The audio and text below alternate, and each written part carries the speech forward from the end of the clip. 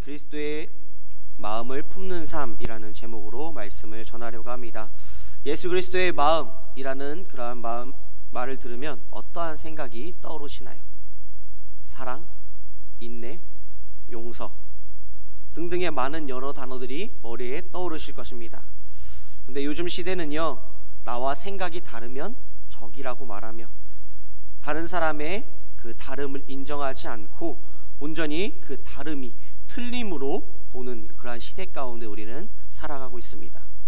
앞에 있는 저조차도 이 말씀을 준비하고 묵상하면 저조차도 TV나 SNS 그런 매체들을 통해서 볼 때, 여러 가지 소식들을 접할 때에 내 생각과 다르면 저거 아닌데 라면서 그들을 비판하며 욕하기 바쁜 제 자신을 돌아보게 됩니다.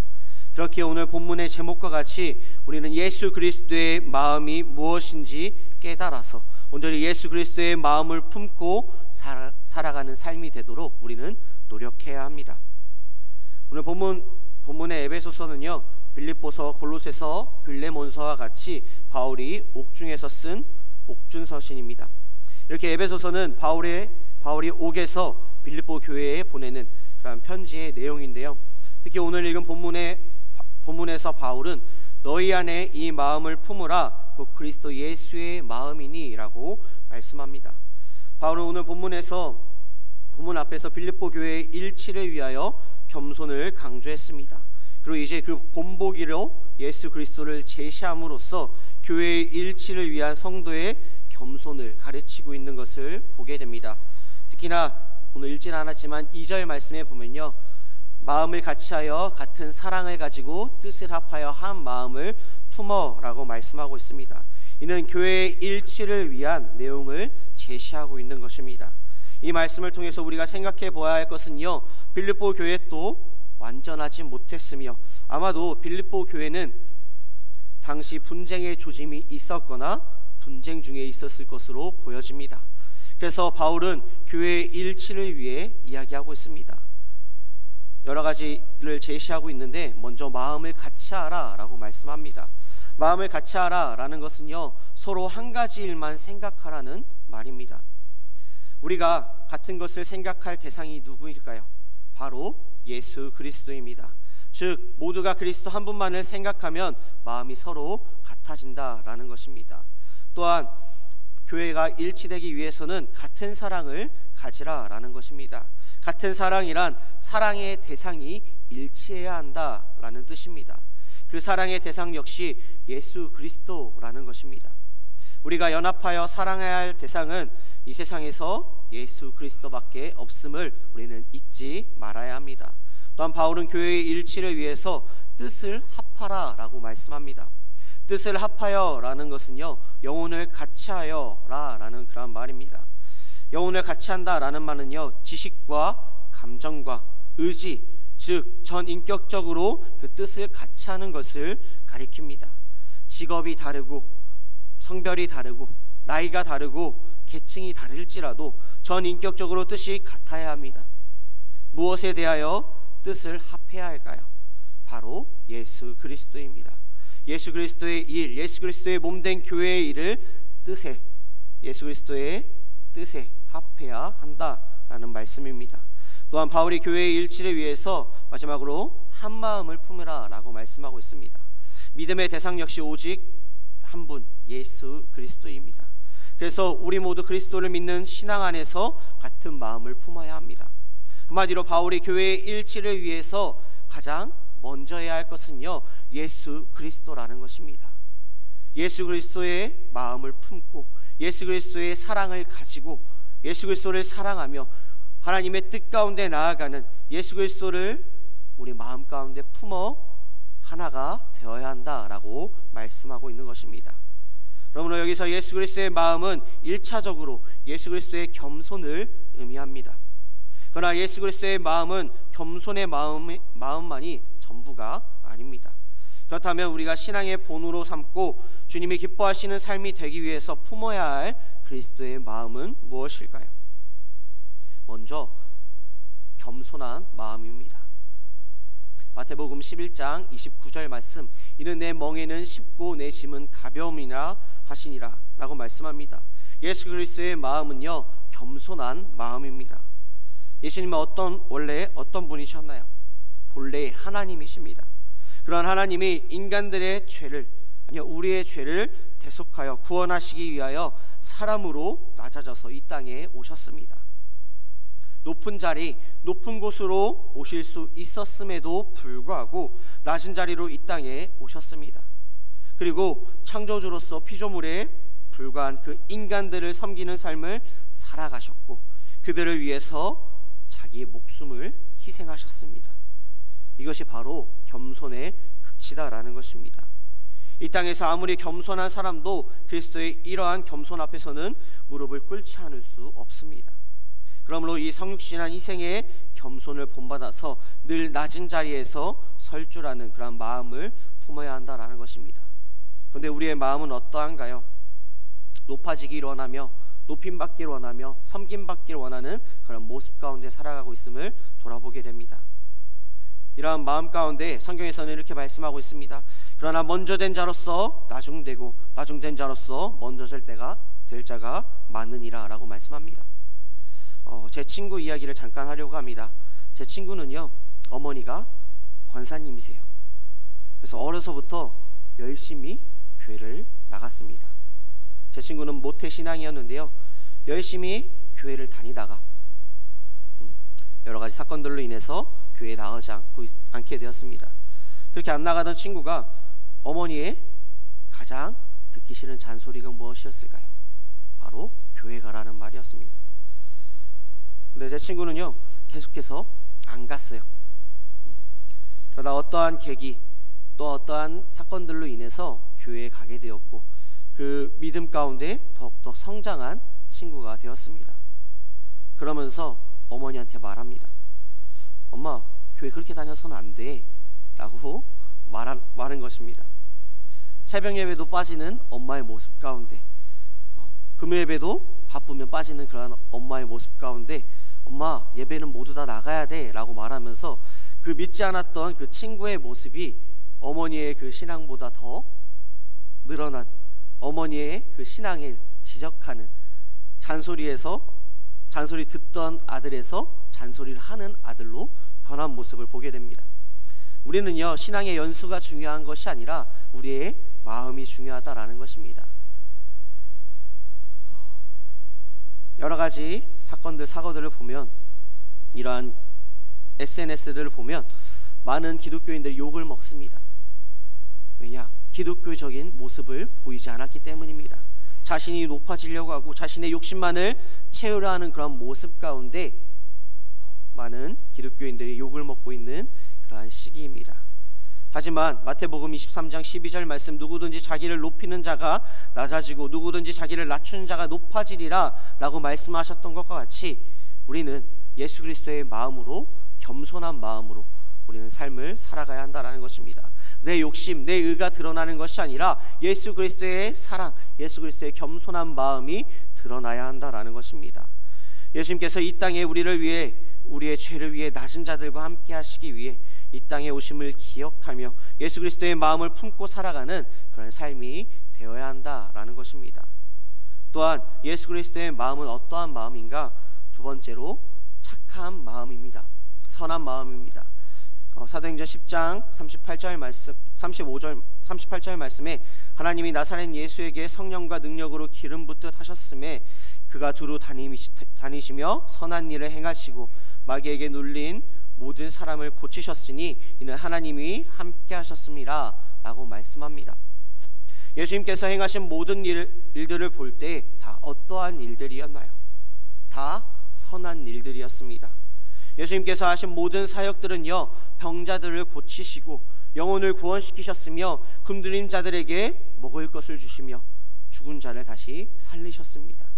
예수님의 낮은 자의 자리로 이 땅에 오시고 선한 일들을 행하시는 가운데 이 땅의 사역을 실행하셨다라는 것입니다. 소외받은 자, 병든 자들과 함께 하심을 통하여서 누구에게 관심받지 못하며 사랑받지 못하는 자들에게 위로와 사랑이 되어주셨습니다. 이렇게 예수님의 마음은 선한 마음이었습니다. 또한 다음 예수 그리스도의 마음은 세 번째로 주는 마음이었습니다. 사도행전 20장 35절 말씀에 보면요, 주는 것이 받는 것보다 복이 있다 하심을 기억하여야 할지니라. 아멘. 이 말씀과 같이 저는요 여러 가지 MBTI나 이런 검사하는 것을 좋아하는데요. 그전 교회에서 청년들과 함께 검사를 했던 적이 있습니다. 그래서 어떤 사람은 주는 것을 좋아하는 유형이 있고요, 또 어떤 사람은 자신이 높아져서 행복을 얻는 사람이 있고 등등의 여러 가지 유형들이 나왔습니다. 저는요 받는 것을 좋아하는 유형으로 나왔어요. 그런데 밑에 또 이게 있더라고요. 좋게 말해주더라고요. 받는 것도 좋아하지만 받는 것만큼 주는 걸 더 좋아한다라고 나오더라고요. 말씀을 보면요, 오늘 방금 읽은 말씀과 같이 우리는 주는 것보다 받는 것이 복되다라는 것을 더 알고 있습니다. 하지만 나에게 내가 줬는데 주지 않았을 때 그 마음은 엄청 서운한 마음을 가질 때가 있습니다. 하루는요 제 친구가 생일이었어요. 그래서 제가 좋은 그 친구가 향수를 좋아하기 때문에 엄청나게 고가의 그런 향수를 선물한 적이 있습니다. 그리고 저는 제 생일을 기다렸어요. 어떻게 됐을까요? 치킨 기프티콘을 받았어요. 그래도 생일을 잊지 않고 챙겨줬다는 마음에 너무나도 고마웠지만 한편으로는 어떠한 마음이 있었을까요? 네, 약간 서운한 마음도 있었을 것입니다. 우리는 다 그래요. 내가 이렇게 했는데, 내가 이만큼 챙겨줬는데 나에게 이렇게 대한다고, 나한테 이런 취급을 한다고, 그러한 마음 가운데 그러한 경험들이 다들 있으실 것입니다. 그런데요, 이 마음을 항상 가지는 분이 계십니다. 바로 예수 그리스도입니다. 예수 그리스도는요 우리를 위해, 아니요 나를 위해 목숨까지도 버리신 분이십니다. 그 정도로 우리를 사랑하고 계시는데 우리의 삶은 어떠한가요?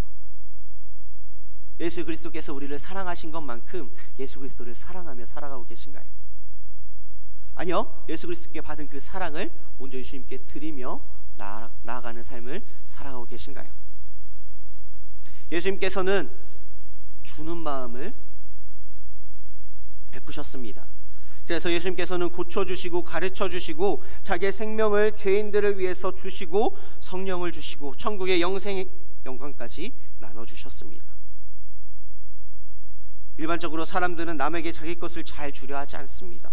도리어 얻고 빼앗으려고 합니다. 그러나 우리들은 예수 그리스도의 마음을 본받아 품으며 주는 마음을 가지는 그러한 삶을 살아야 합니다. 예수 그리스도 사랑을 넘어 그 사랑을 온전히 이웃에게 전하는, 그 예수 그리스도의 마음을 품어 예수 그리스도의 사랑을 온전히 전하며 나아가는 우리의 삶이 되어야 한다라는 것입니다. 또한 예수 그리스도의 마음은요, 네 번째로 아버지를 위한 고난을 두려워하지 않는 마음입니다. 베드로전서 2장 21절 말씀에 그리스도도 너희를 위하여 고난을 받으사 너희에게 본을 끼쳐 그 자취를 따라오게 하려 하셨느니라. 아멘. 예수님은 하나님 아버지의 뜻을 이루기 위해서 받는 그 고난을 조금도 두려워하지 않으셨습니다. 십자가의 고난을 두려워하지 않는 주님의 마음을 주를 믿는 사도들도 본을 받았다라는 것입니다. 사도 바울도 수많은 극한의 고난을 감당하며 복음을 전했는데 그는 이렇게 고백하였습니다. 내가 달려갈 길과 주 예수께 받은 사명, 곧 하나님의 은혜의 복음을 증언하는 일을 마치려 하면은 나의 생명조차 조금도 귀한 것으로 여기지 아니하노라 라고 말씀했습니다. 제가 목사의 길을 처음 가려고 했을 때 아버지 친구 목사님께서 저에게 이 말씀을 하셨어요. 너가 정말 목사의 길을 가려면 너의 생명조차 바칠 수 있냐? 라고 저에게 물으시더라고요. 그래서 제가 어떻게 했을까요? 고민이 많아졌어요. 고민이 많아서 거기서 바로 예 라고 대답을 못 하겠더라고요. 그런데 다시금 집에 돌아와서 밑에 1층 교회에 내려가서 기도를 하면서 그런 생각이 들었어요. 내가 정말 이 길을 갈 수 있을까? 내가 힘들고 어렵더라도 이 예수 그리스도께서 가신 그 길을 갈 수 있을까? 그래서 제 머릿속에 딱 드는 생각은요, 제가 고등학교 때 중국 선교를 한번 간 적이 있습니다. 중국 선교에 갔는데 그 중국 선교사님들을 보면서 숨어서 예배하며, 숨어서 찬양하며, 또한 그 중국 사람들 믿지 않는 그 선교의 모든 사명을 감당하는 그 모습을 보면서 죽을 수도 있는데 저렇게 하나님의 나라를 위해서, 하나님 예수 그리스도를 전하는 데 있어서, 복음을 전하는 데 있어서 열심이구나, 나도 그렇게 본받아야지 라고 했던 그 생각이 떠오르더라고요. 자, 성도님들에게 묻겠습니다. 우리의 생명조차 아끼지 않고 예수 그리스도의 복음을 전하실 수 있으시겠습니까? 우리 자녀가 생각나는데, 우리 집 남편 생각나는데, 내 자녀들, 내 이웃들, 내 형제들 생각날 텐데, 하지만요, 우리는 예수 그리스도의 그 마음을 품은 가운데 우리에게 고난이 오는 것을 두려워하지 않아야 합니다. 앞에서도 이야기했듯이 빌립보 교인들에게 편지를 쓰고 있는 그 사도 바울의 장소도 바로 로마의 감옥이었습니다. 요즘에 그리스도인들, 기독교인들은 주님의 복만 받으려고 합니다. 주님을 위하여 봉사하고 희생할 마음이 적어지고 있습니다. 하나님을 위하여 고난받는 것을 두려워하지 않을 때 온전한 신앙생활을 할 수 있으며, 우리가 복음을 전하고 교회의 직분을 감당하고 이웃을 구제하는 이 모든 일은 우리의 수고와 희생이 없으면 할 수 없는 일들입니다. 로마서 8장 17절 말씀, 자녀이면 또한 상속자 곧 하나님의 상속자요 그리스도와 함께한 상속자니 우리가 그와 함께 영광을 받기 위하여 고난도 함께 받아야 할 것이니라. 우리가 그리스도인 된 자로서 하나님의 자녀됨으로써 우리에게 고난이 없고 항상 행복과 평안과 기쁨만이 넘쳐나는 것이 아니라 고난도 우리와 함께하고 있다라고 말씀하고 있습니다. 예수 그리스도의 마음 가운데 하나님 아버지의 뜻대로 고난받아야 영광도 받는다는 사실을 우리는 잊지 말아야 합니다. 그 가운데 우리는 고난을 두려워하지 않는 마음으로, 그 예수 그리스도께서 십자가의 그 고난의 두려운 마음 가운데 이기시고 우리를 위해 십자가에 못 박히신 것과 같이 우리는 그 마음을 품고 살아가는 우리의 삶이 되어야 한다라는 것입니다. 또한 마지막으로 예수 그리스도의 마음은요, 다섯 번째로 욕심이 없는 마음입니다. 멸진 않았지만 7절 말씀에 바울은 그리스도께서 자기를 비우셨다라고 말하고 있습니다. 하나님과 동등된 분이시지만 욕심 없는 빈 마음으로 오셔서 오직 사랑으로 하나님 아버지의 뜻만을 행한 것이 그리스도의 마음입니다. 또한 땅에서의 삶 역시 전혀 욕심이 없이 이 땅의 물질에 대한 욕심이나 영광이나 정치적인 야망이 조금도 없으셨던 예수 그리스도이십니다. 그리스도의 마음은 이렇게 욕심이 없으셨습니다. 높은 자리로 오실 수 있었음에도 불구하고, 많은 것을 누릴 수 있었음에도 불구하고 그것들에 욕심을 가지는 것이 아니라 낮은 자들과 함께 더욱더 그 위로와 사랑을 베풀어 주셨습니다. 말씀을 정리하고자 합니다. 그리스도의 마음은요, 겸손한 마음, 착한 마음, 주는 마음, 고난을 두려워하지 않는 마음, 욕심이 없는 마음입니다. 이 다섯 가지의 마음 가운데 우리는 어떠한 마음을 품으며 살아가고 계신가요? 이거는 되는데 이 마음은 내가 품기란 힘들구나.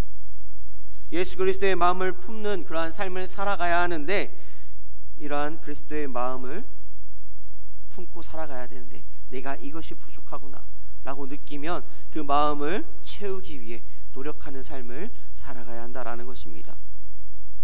사도 바울은 빌립보 교회가 일치되는 것을 원했습니다.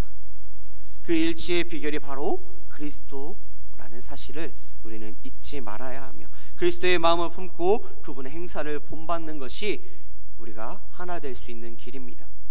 그리스도께서는 하나님과 동등한 권세를 지닌 분이시지만 그 모든 것을 유보하시고 겸손하게 낮아짐으로써 하나님 아버지께 순종하셨습니다.